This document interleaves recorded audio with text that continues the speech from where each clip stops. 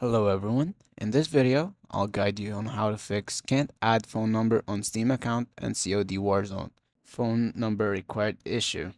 So you can verify your account without errors. First, make sure you are entering correct phone number format with your country code because incorrect format is the most common problem. Next, check if your phone number is already linked to another Steam account since one number can only be used once, one account at a time.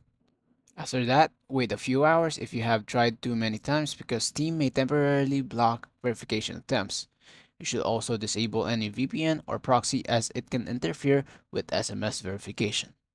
Another important step is to check your mobile network and make sure SMS services are working properly. Also, try using the Steam mobile app instead of a browser. Finally, restart your device and try adding the number again and it should work normally. I hope you liked the video. Have a wonderful day. Thanks for watching.